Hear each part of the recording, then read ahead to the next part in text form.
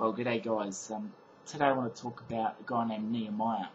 Now, Nehemiah heard from his brother Hananiah that the walls of Jerusalem had been destroyed.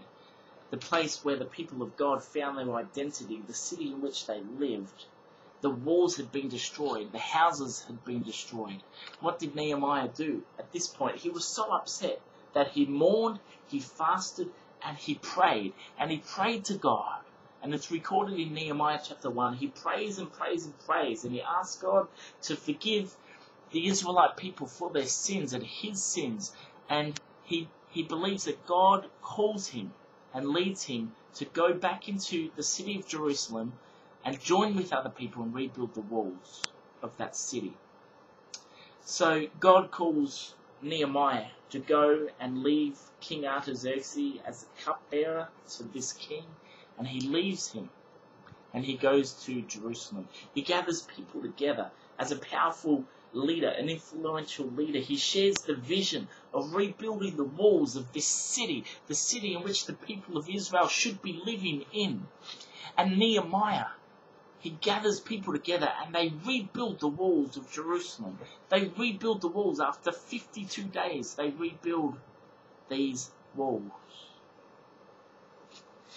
Now, what I find interesting about this story is that despite the opposition, they still fulfilled their task. Despite the fact that guys like Sanballat, Tobiah the Ammonite, Gershom, I think his name is, these guys were powerful, influential leaders of other cities, and they wanted to tear Nehemiah down. They said, "You will not be able to do this." And they said to him at one point that your hands will be too tired to fulfill this task.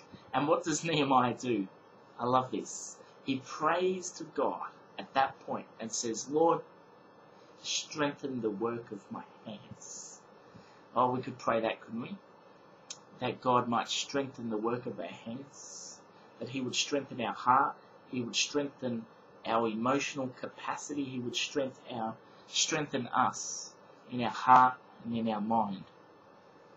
So Nehemiah prayed this, and after 52 days, they completed building the wall of Jerusalem. Now I think about culture today, and I want you to think about the community in which you live, and how many kind of broken walls, metaphorically, are there in our society. And I think of the place where I live, and we need to be rebuilding the walls of strong families. We need to be rebuilding the walls of strong leadership. We need to be rebuilding the walls of respect and commitment to the family, commitment to the church.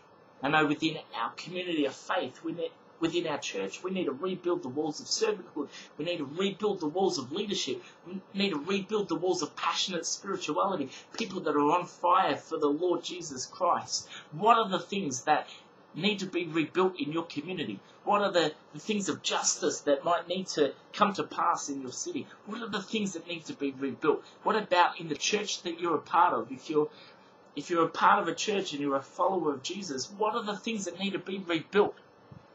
Is it strong leadership? Is it integrity? Is it vision? Is it passion?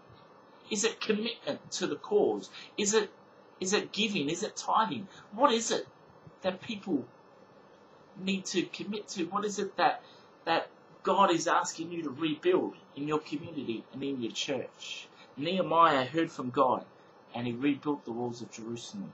And I pray that we might understand more about the work of Nehemiah, and understand that he rebuilt the walls because God had laid on his heart that he should do this. And then he went into action, and he brought people together around that common cause to rebuild the walls. What are the walls that need rebuilding in your life and in your community?